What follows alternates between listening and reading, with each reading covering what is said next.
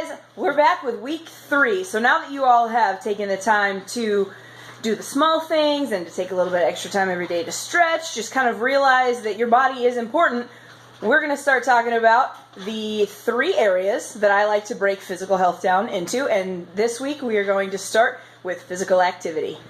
So I broke these down into a 3-part process, the basics of living a healthy lifestyle, for my substitute teaching class, actually, and they wanted me to talk about something that I could easily teach in about 20 minutes. So I went through and did a super quick rundown of it all, but today we're just going to talk about the physical activity part. Here's a quick breakdown of the 3-part process: nutrition, mentality, or soul, depending on how you want to look at it, and physical activity. As you can see by the arrows, they're all kind of interlinked. So, physical activity, there are many different kinds, and you have to pick the kind that is the best for you.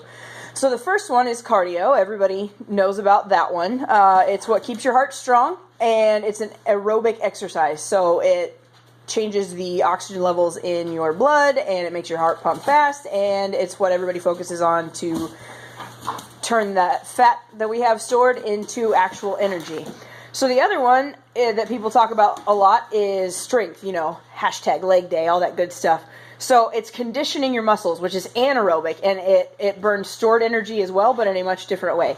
So that's things such as weightlifting or any sort of toning, body weight, low weight, high rep, anything like that. Anything that is going to build your muscles up. Agility, those are specific types of workouts that not everybody wants to do, not everybody needs to do, but a lot of people like to do it. Flexibility, we talked about that in week 1. The stretchiness of your muscles, that's all it is. So the recommended timeline for the amount of physical activity that we get is anywhere from 15 to 50 minutes, 3 to 5 times a week, and that all depends on your age, whether you're pregnant or not, injuries, what kind of goals you have, your physical needs, any sort of medical conditions. So you have to choose something that is the best for you. There's some buzzwords that pop up a lot of times when you hear people talk about fitness. There's yoga, there's all kinds of different yogas, hot yoga, goat yoga is the new thing, Pilates, then you have yoga lattes. CrossFit, which you want to watch out for if you do too much weight too often. It can actually, in the long run, damage your joints. So there's nothing wrong with CrossFit. You just have to know what you're doing and manage how much time you spend actually doing it. Zumba or jazzercise or hip-hop abs, if that's even still a thing. Any sort of at-home workout videos, anything like that that can turn something that might possibly be boring to you if you don't really like working out into something fun. So find something that you're going to enjoy, because otherwise you're probably not going to do it. Or you're going to be unhappy about doing it. So find something fun, even if it's just once a week, to add into your regular routine to remind you that working out can be enjoyable.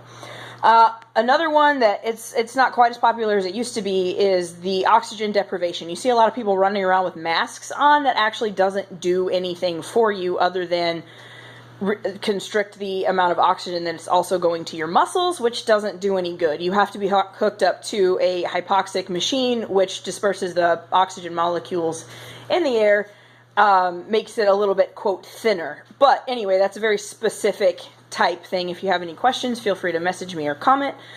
Group fitness is another good way to get your workouts in. There's accountability, motivation. Sometimes they're just fun, they're entertaining. Some people prefer working out in groups.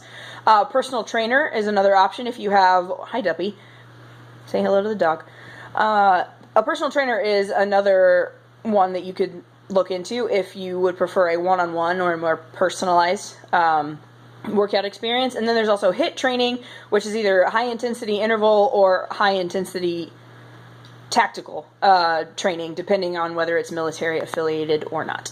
Incredibly quick, incredibly brief run-through of physical activity. Next week, we're going to touch on mentality/soul, which I realize is backwards to all of you. However, if you have questions or want any sort of advice or anything, comment, message, keep up with me on Instagram, on here, and on Facebook.